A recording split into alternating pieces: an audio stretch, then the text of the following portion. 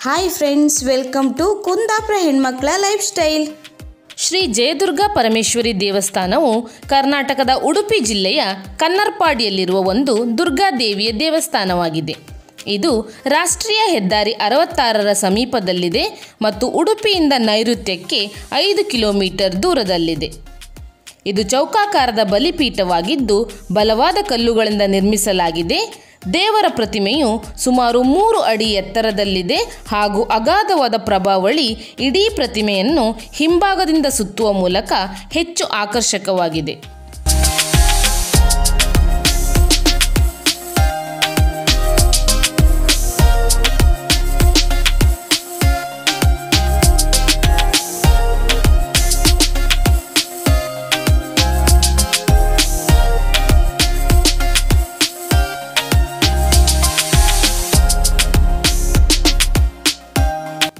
ಈ ದೇವಾಲಯವು ಉಡುಪಿಯ 4 ಪ್ರಮುಖ ದುರ್ಗಾದೇವಿಯ ದೇವಾಲಯಗಳಲ್ಲಿ ಒಂದಾಗಿದೆ ಹಾಗೂ ಇದನ್ನು ಸ್ಕಂದ ಪುರಾಣದಲ್ಲಿ ಸಹ ಉಲ್ಲೇಖಿಸಲಾಗಿದೆ.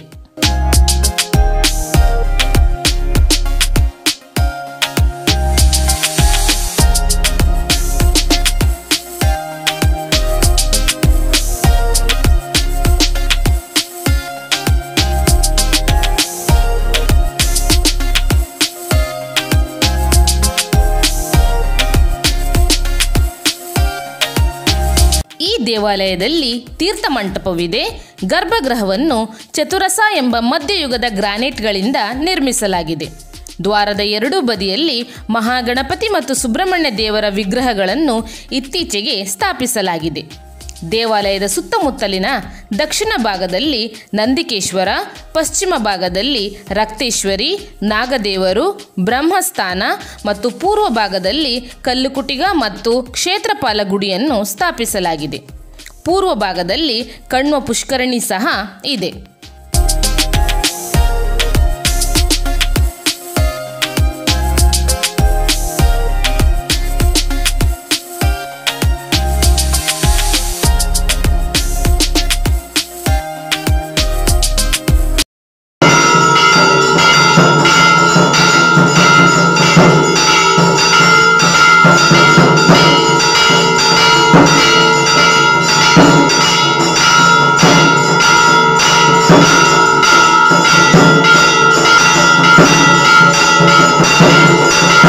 ಒಮ್ಮೆ ಶ್ರೀ ಸೋದೆಮಠದ ಪರಮಪೂಜ್ಯ ಶ್ರೀ ವಾದಿರಾಜ ಸ್ವಾಮೀಜಿಯವರು ಈ ದೇವಸ್ಥಾನಕ್ಕೆ ಭೇಟಿ ನೀಡಿದಾಗ ಅಲ್ಲಿ ಪೂಜೆ ನಡೆಯುತ್ತಿತ್ತು. ದೇವಿಯನ್ನು ನೋಡಿ ರೋಮಾಂಚನಗೊಂಡ ಸ್ವಾಮೀಜಿಯವರು ಸ್ವಯಂ ಪ್ರೇರಿತವಾಗಿ ಮಾತೆ ಜಯದುರ್ಗಿಯನ್ನು ಸ್ತುತಿಸುವ ಭಕ್ತಿಗೀತೆಯನ್ನು ರಚಿಸಿದರು. ಅದು ಈಗ ಶ್ರೀ ದುರ್ಗಾಸ್ತವ ಎಂದು ಜನಪ್ರಿಯವಾಗಿದೆ.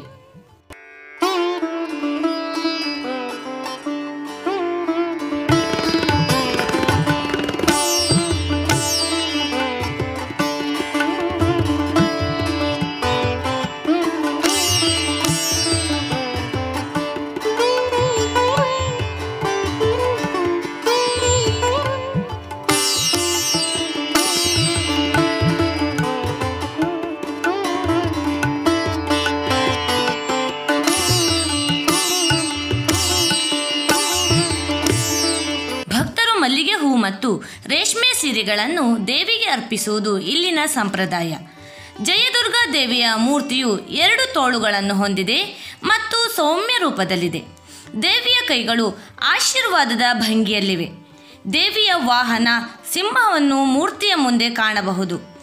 ದೇವಾಲಯದ ಆವರಣದಲ್ಲಿರುವ ಪವಿತ್ರ ಕೊಳವನ್ನು ಕಣ್ವ ಪುಷ್ಕರಣಿ ಎಂದು ಕರೆಯುತ್ತಾರೆ.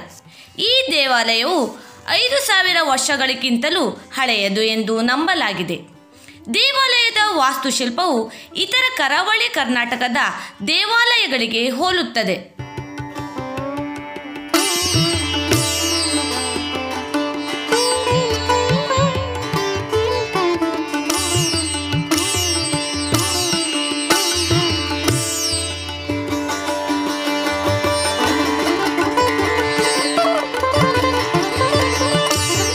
ಇತಿಹಾಸಕಾರರ ಪ್ರಕಾರ ಈಗ ಉದ್ಯಾವರ ಎಂದು ಕರೆಯಲಾಗುವ ಪ್ರದೇಶವನ್ನು ಆಗ ಉದಯಪುರ ಎಂದು ಕರೆಯಲಾಗುತ್ತಿತ್ತು.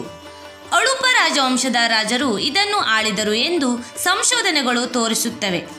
ಆದ್ದರಿಂದ ಈ ಶ್ರೀ ಜಯದುರ್ಗಾ ಪರಮೇಶ್ವರಿ ದೇವಸ್ಥಾನವನ್ನು ಈ ರಾಜರು ನಿರ್ವಹಿಸಿದರು ಎಂದು ನಂಬಲಾಗಿದೆ.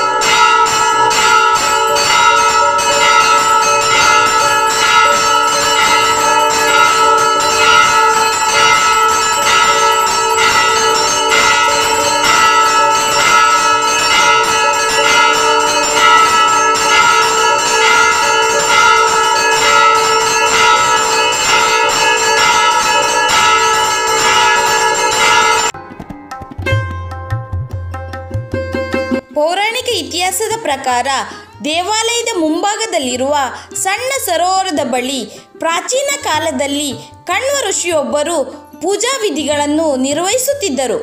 ಒಂದು ಮುಂಜಾನೆ ಶ್ರೀದೇವಿಯು ಅವರ ಕನಸಿನಲ್ಲಿ ಕಾಣಿಸಿಕೊಂಡಳು. ತಾನು ಜಯದುರ್ಗೆ, ನಿನ್ನ ಸೇವೆಗೆ ಸಿದ್ಧಳಾಗಿದ್ದೇನೆ ಎಂದು ಹೇಳಿದಳು. ಋಷಿಗಳು ಬೆಳಿಗ್ಗೆ ಎದ್ದಾಗ ಹಿಂದಿನ ರಾತ್ರಿ ಅವರ ಕನಸಿನಲ್ಲಿ ಕಾಣಿಸಿಕೊಂಡ ಶ್ರೀದೇವಿಯ ಮುಖವನ್ನು ಹೋಲುವ ವಿಗ್ರಹವನ್ನು ಕಂಡರು. ಋಷಿಗೆ ತುಂಬ ಸಂತೋಷವಾಯಿತು. ಹೀಗೆ ಋಷಿಯು ತನ್ನ ಆಚರಣೆಯನ್ನು ಮಾಡಿದ ಸ್ಥಳಕ್ಕೆ ಕಣ್ವರಪಾಡಿ ಎಂದು, ಆ ಕೆರೆಗೆ ಕಣ್ವ ಪುಷ್ಕರಣಿ ಎಂದು ಹೆಸರಿಡಲಾಯಿತು. ಮುಂದೆ ಇದೇ ಕನ್ನರ್ಪಾಡಿಯಾಗಿ ಪ್ರಸಿದ್ಧಿ ಹೊಂದಿತು.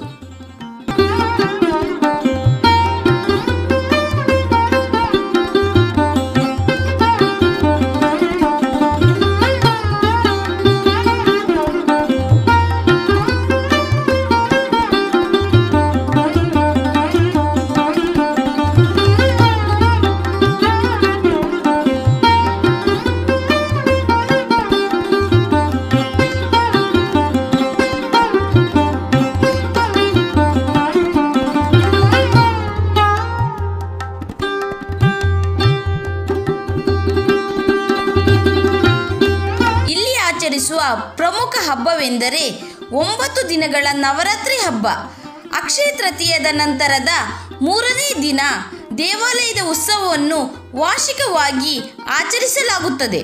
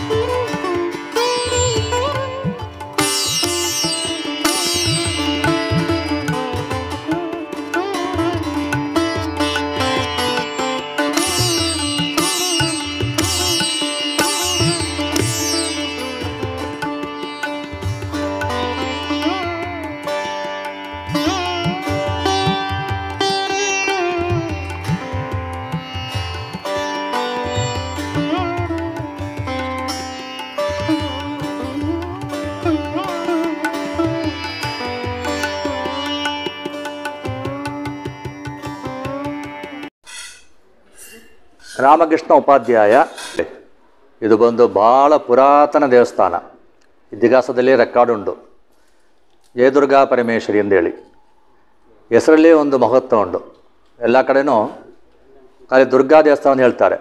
ಇಲ್ಲಿ ಬಂದು ಜಯದುರ್ಗ ಅಂದರೆ ಈ ತಾಯಿ ಹತ್ರ ಬಂದು ನಾವೇನಾದರೂ ಕಷ್ಟ ಸುಖ ಹೇಳ್ಕೊಂಡು ದೇವರ ಹತ್ರ ನಾವೊಂದು ಒಂಚೆಂಡು ಮಲ್ಲಿಗೆ ಕೊಟ್ಟು ಪ್ರಾರ್ಥನೆ ಮಾಡಿದರೆ ಆ ದೇವಿ ಅದು ಸರಿಯಾಗಿ ನ್ಯಾಯ ಧರ್ಮ ಸರಿಯಾಗಿದ್ದರೆ ಅದಕ್ಕೆ ಅನುಗ್ರಹ ಮಾಡ್ತಾಳೆ ಅಂದರೆ ಶಾಸ್ತ್ರ. ಅದಕ್ಕೆ ಅವಳು ಜಯದುರ್ಗ ಅಂತ ಹೆಸರು ಅವಳಿಗೆ. ಎಲ್ಲ ವಿಷಯದಕ್ಕೂ ಜಯ ಕೊಡುವವಳು.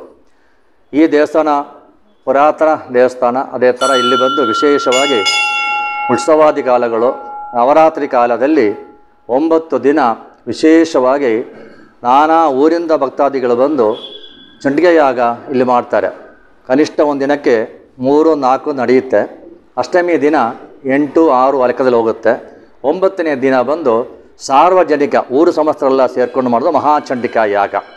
ಅದೇ ಥರ ಆ ನವರಾತ್ರಿ ಕಾಲದಲ್ಲಿ ಸಾಯಂಕಾಲ ದೇವರಿಗೆ ಚಂದ್ರಮಂಡಲ ಉತ್ಸವ, ಪಲ್ಲಕ್ಕಿ ಉತ್ಸವ, ಅದೇ ಥರ ಕಲ್ಪೋತ್ತ ಪೂಜಾದಿಗಳು, ವಿಶೇಷ ಹೂವಿನ ಪೂಜೆಗಳು, ಅಷ್ಟೋತ್ತರ ಶತನಾಮ ಕುಂಕುಮಾರ್ಚನೆ ಈ ಥರ ಸೇವೆ ನಡೀತಾ ಇರುತ್ತೆ.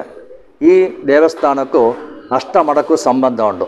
ಅಷ್ಟಮಠ ಯತಿಗಳು ಪರ್ಯಾಯ ಪುರಸ್ಸರ ಆ ಪೀಠಾರೋಹಣ ಮಾಡುವಾಗ ಇಲ್ಲಿ ಬಂದು ದೇವ ದರ್ಶನ ಪಡ್ಕೊಂಡು ದೇವರಿಗೆ ಪೂಜೆ ಮಾಡಿ ಮತ್ತೆ ಅಲ್ಲಿ ಪೀಠಾರೋಹಣನ ಅಲಂಕಾರ ಮಾಡ್ತಾರೆ. ಅದರಿಂದ ಅಷ್ಟಮಠಕ್ಕೂ ಈ ದೇವಸ್ಥಾನಕ್ಕೂ ಭಾಳ ಸಂಬಂಧ ಉಂಟು. ಉತ್ಸವಾದಿ ಕಾಲದಲ್ಲಿ ಧ್ವಜಾರೋಹಣ ಮಾಡಿ ಧ್ವಜಾರೋಹಣ ದಿವಸ ಸಾಯಂಕಾಲ ದೇವರಿಗೆ ವಿಶೇಷ ಕೊಡಿಮರ ತನಕ ರಂಗಪೂಜೆ, ಮಹಾರಂಗಪೂಜೆ ನಡೆಯುತ್ತೆ. ಮತ್ತು ಮರುದಿನ ದೇವರು ಬಂದು ಹೊರಗಡೆ ಕಟಪೂಜೆ ಅಂತ ಹೇಳ್ತೀವಿ, ಒಂದೊಂದು ದಿಕ್ಕಲ್ಲಿ ಹೋಗ್ಬಿಟ್ಟು ಪೂಜೆಯನ್ನು ಸ್ವೀಕಾರ ಮಾಡ್ತಾರೆ.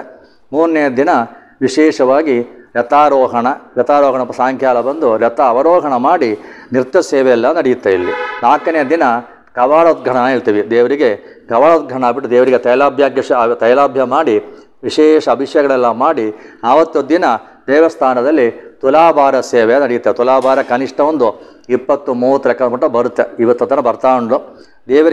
ದೇವರು ಏನು ಮಾಡ್ತಾರೆ ಅಂದರೆ ಭಕ್ತಾದಿಗಳಿಗೆ ಕಷ್ಟ ಸುಖ ನಿವಾರಣೆ ಮಾಡಲಿಕ್ಕೆ ಕೊಟ್ಟು ಕಣ್ಣು ಮಗರ್ಷಿ ಇಲ್ಲಿ ತಪಸ್ಸು ಮಾಡಿ ಆ ದೇವರು ಅವರಿಗೆ ಅನುಗ್ರಹ ಮಾಡಿದ್ದಾರೆ. ಆ ಪ್ರಕಾರ ಈ ಊರು ಫಸ್ಟು ಕಣ್ವರ್ಪಾಡಿ ಎಂದಿತ್ತು. ಕ್ರಮೇಣ ಅದು ಕಣ್ಣರ್ಪಾಡಿ ಆಯಿತು. ಕಣ್ಣು ಮಗರ್ಷಿ ತಪಸ್ಸು ಮಾಡೋ ಜಾಗದಿಂದ ಕಣ್ವರ್ಪಾಡಿ ಎಂದಿತ್ತು. ಅದೇ ಥರ ಕಣ್ಣು ಪುಷ್ಕರಣಿ ನದಿ ಕೆದುನಿ ಇಲ್ಲೇ ಉಂಟು.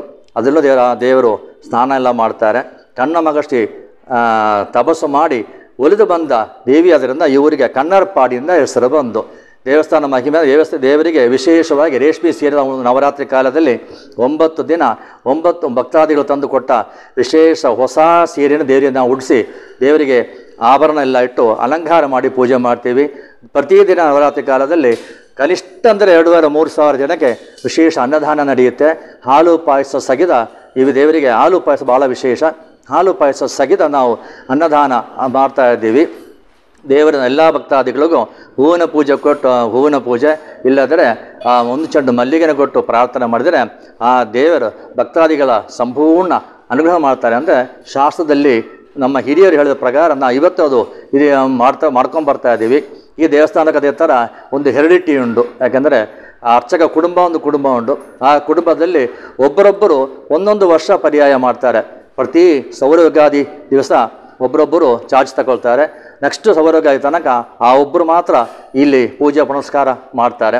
ಉತ್ಸವಾದಿ ಕಾಲ ನವರಾತ್ರಿ ಕಾಲಕ್ಕೆ ಆ ಅರ್ಚಕ ವರ್ಗ ಕುಟುಂಬ ಎಲ್ಲ ಸೇರಿ ದೇವಸ್ಥಾನದಲ್ಲಿ ದೇವಸ್ಥಾನದಲ್ಲಿ ಏನೆಲ್ಲ ಬೇಕು ಅದೆಲ್ಲ ವ್ಯವಸ್ಥೆ ಮಾಡಿಕೊಂಡು ಅರ್ಚಕರೆಲ್ಲ ಜೊತೆಗೆ ಸೇರಿ ಭಕ್ತಾದಿಗಳಿಗೂ ದೇವಸ್ಥಾನ ಬರುವ ಸೇವಾದಿಗಳಿಗೂ ಪ್ರಸಾದವನ್ನು ಕೊಟ್ಟು ಆಶೀರ್ವಾದ ಮಾಡ್ತಾರೆ. ಇದು ದೇವಸ್ಥಾನದ ಮಹಿಮೆ.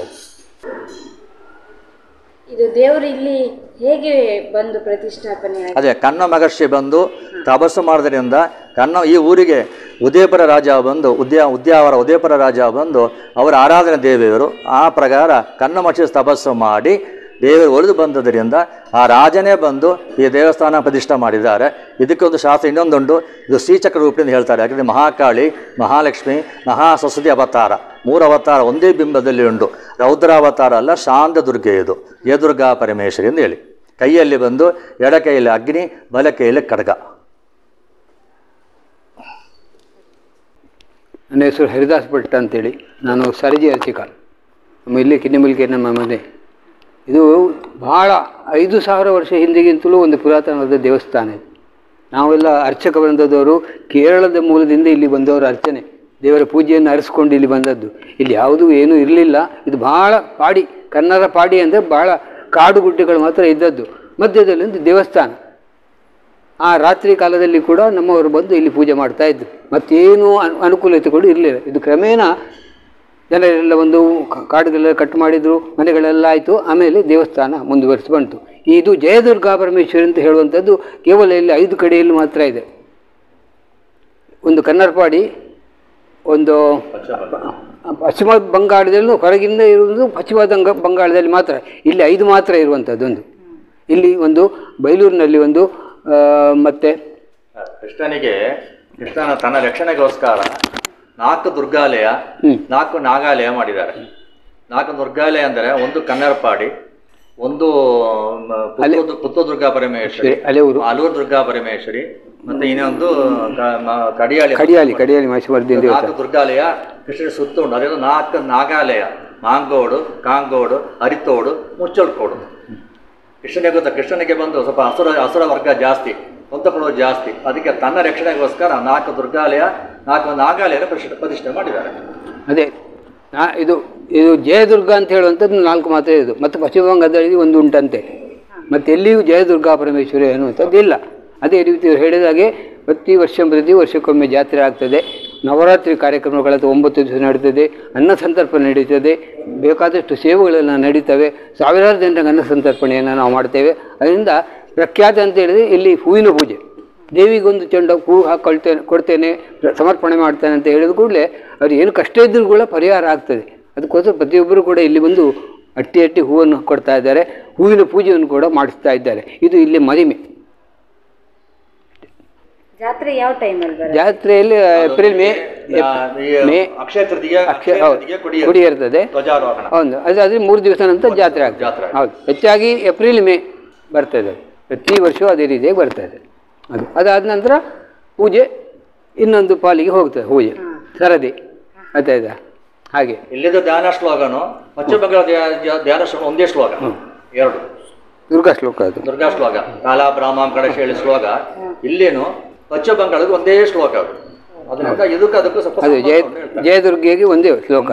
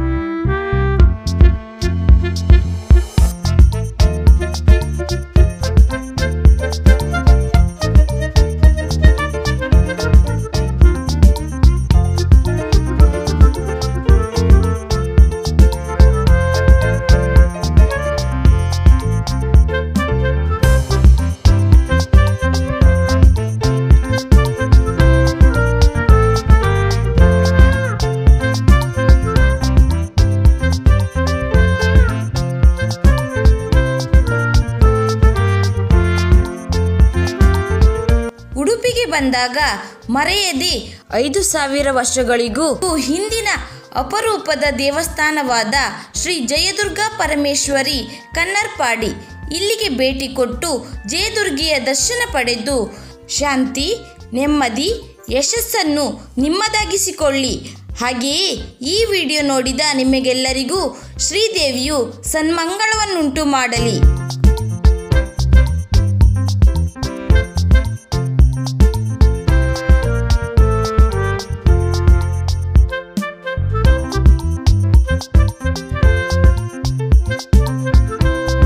ನಮ್ಮ ಈ ವಿಡಿಯೋ ನಿಮಗೆ ಇಷ್ಟ ಆದರೆ ಪ್ಲೀಸ್ ಲೈಕ್, ಕಮೆಂಟ್, ಶೇರ್ ಮಾಡಿ. ಹಾಗೆಯೇ ನಮ್ಮ ಚಾನಲನ್ನು ಮರೆಯದೆ ಸಬ್ಸ್ಕ್ರೈಬ್ ಮಾಡಿ. Thank you friends.